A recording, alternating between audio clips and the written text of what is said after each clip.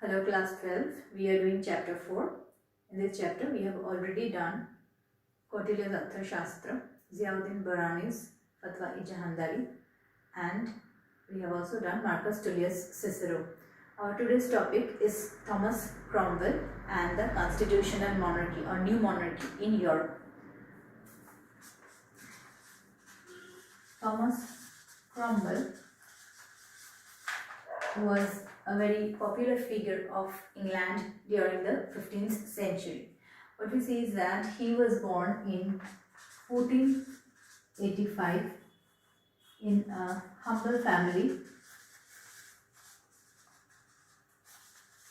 Thomas Cromwell was born in a middle class humble family, and we see that in spite of his common background, he gained a supreme position in the court of the king. So after he joined the service of Cardinal Wolsey, he started gaining importance. He was learning law under Cardinal Wolsey, and from 1520 he came under the service. He started serving Cardinal Wolsey. Cardinal Wolsey was then serving under the King Henry VIII, and very soon it happened that Cardinal Wolsey fell from the favor of king, and Thomas Cromwell took this opportunity to become the king's viceroy general. So we see that as Thomas Cromwell started serving King Henry VIII after Cardinal Wolsey, and he gained immense popularity, and he gained the favor of king, and he became king's favorite very soon. Also, what we see is that it was Thomas Cromwell who brought about several reforms in England during this time, for which he is remembered till today. So the first thing that we should know is that it was Thomas Cromwell who wanted, what did he want? He always wanted that, he was a parliamentarian, so he always wanted to maintain the parliamentary system of government. And what we see is that he wanted efficient and effective government. The main demand of Thomas Cromwell was effective and efficient government. So for bringing about an efficient and effective government, he took the service of the king. Also, we see that another of his motive was to do away with the feudal privileges and the ill-defined jurisdiction. During this time, certain jurisdictions were there which were not clearly defined, and also there were the feudal privilege which had made the power of the king weak. So Thomas Cromwell, to do away with these two systems, he was against feudal privileges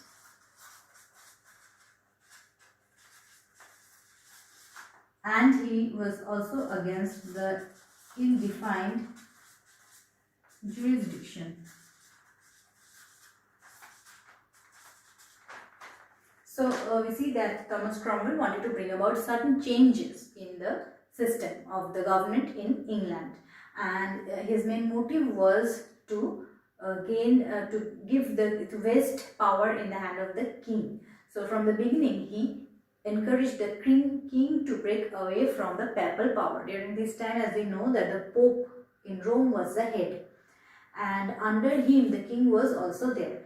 So the king did not have the supreme sovereign power during this time, but we see that the king did not like it also, but he was following the order of the Pope in Rome. Now Thomas Cromwell wanted the king to break away from the papal control.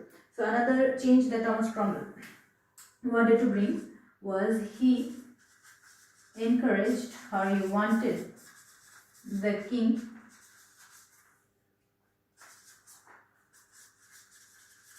to break free from papal control, means control of the Pope. Now during Thomas Cromwell was serving under whose rule, that we should remember that he was serving under Henry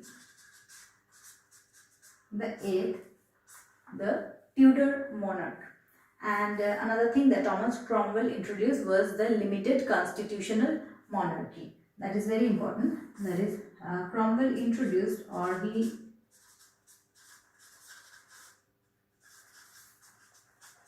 started the limited constitutional monarchy. So what we see, there was a problem regarding the marriage of King Henry VIII. King Henry VIII, who was with Catherine of Aragon. Catherine of Aragon was the wife of Henry VIII, but Henry wanted to divorce Catherine of Aragon, and he wanted to marry Anne Boleyn. Now, in this situation, what happened? The rule of the Pope said that when the first wife is alive, the king cannot marry another person. So due to these, the king was unable to give divorce to Catherine of Aragon. But the king, that is Henry VIII, did not like this decision of the Pope. He had instigated and forced the Pope to pass law so that he can give divorce to Catherine of Aragon. But in this situation, what happened is, the Pope went against the king, and the Pope denied or refused the king. In this situation, Thomas Cromwell took this opportunity, and he encouraged the king to break away from the papal control. He encouraged that if the king breaks away from the control of the Pope, then the king can do whatever he likes. He can marry Anne Boleyn by giving divorce to Catherine. So taking Thomas Cromwell's advice, king started to break away from the Pope. And in this matter, Thomas Cromwell helped the king a lot. The first thing that Thomas Cromwell did was the destruction of the monasteries.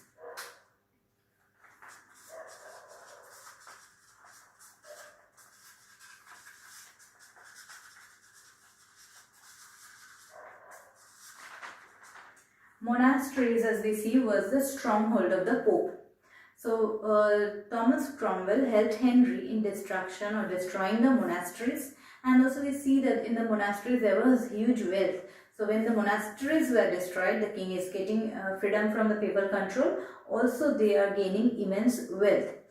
Also we see that Thomas Cromwell was a parliamentarian. He is starting the system of parliament.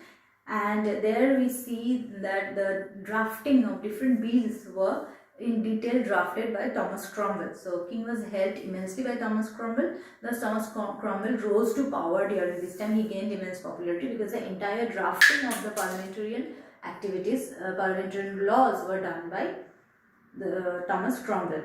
And in parliament we see that different laws were passed which helped the king to break away from the control of the Pope.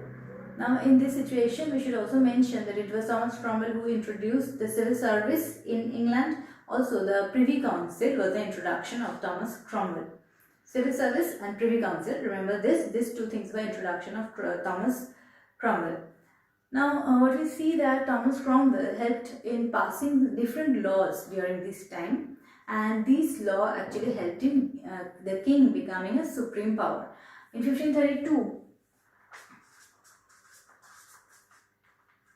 the law was passed which led to the surrendering of the clergies.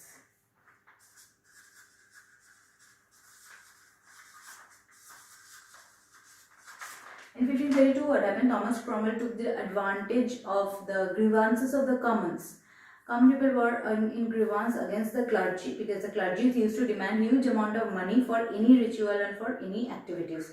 So taking advantage of this grievance of the common people, Thomas Cromwell passed an act by which the clergies were forced to surrender to the king and surrender the power. So the clergy's power came to an end and the king gained complete power.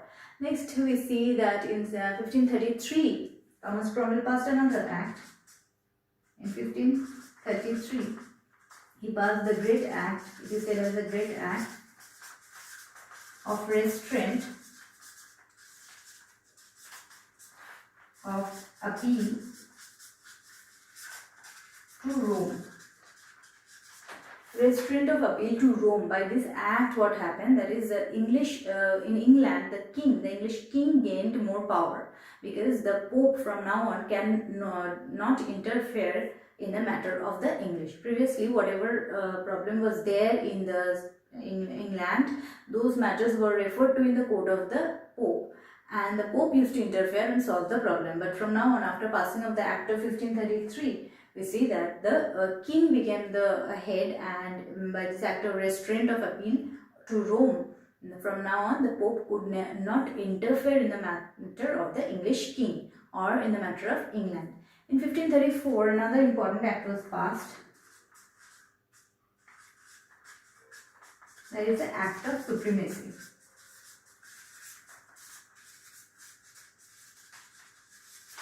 This act was very important. 1534 Act is very important, the Act of Supremacy. By this act, finally, the king was declared as a sovereign head of the sovereign nation. Like England became a sovereign nation, and the King of England became the sovereign power of the church as well as the state of England. Previously, Pope was also the head, and Pope's decision was important. But from now on, the king was the undisputed power, and he was the sole power. So what we see is that during this time, by the Act of 1534, king became the supreme and undisputed power and the sovereign power of England.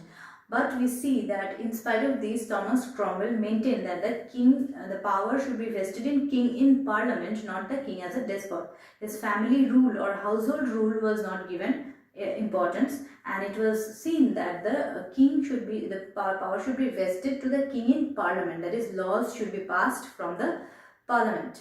Now, 1534 Act is very important also because this act gained, as it gave immense power to the king, it also rose the position of Thomas Cromwell. That is, in 1535, the king vested his ecclesiastical power to Thomas Cromwell. So, 1535, another important change took place.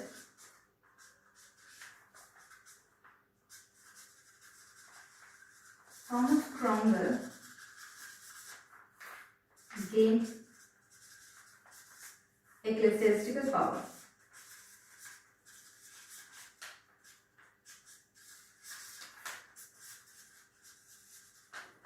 So during this time, from 1535, King Henry VIII gave his ecclesiastical power. He gave to Thomas Cromwell, because it was due to Thomas Cromwell that the king became supreme and sovereign power, and the king had full faith in Cromwell.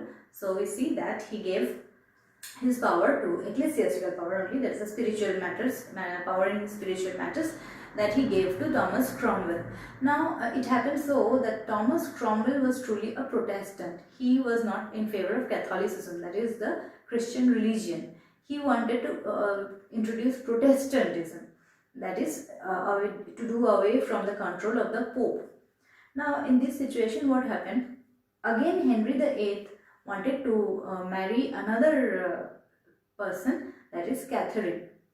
And this Catherine was a Catholic woman. So as Henry again fell in love with Catherine, who was a Catholic, he wanted to again bring about Catholicism. And in this matter, what we see, Cromwell did not support the king. So as Cromwell had gained immense popularity, he had many followers also. So the king started feeling insecure during this time, as Thomas Cromwell has gained immense popularity. And what we see is that now the king, who had for his own selfish need changed from Catholicism to Protestantism, he has broken away from the Pope, but now he again wanted to return to Catholicism. So he didn't get the support of Thomas Cromwell, and there was many rumors also during that time that Cromwell has gained more popularity than the king. So the king felt insecure. Also, one rumor was that Thomas Cromwell is going to marry the daughter of King Henry VIII. Due to all these rumors, the king passed a law to behead Thomas Cromwell, to kill Thomas Cromwell by beheading him, and he was not even given a chance of hearing. So Thomas Cromwell was killed without any hearing, without giving him any chance to prove himself right, whether he was right, whether he was wrong. He was not given any chance, and the king beheaded him without hearing.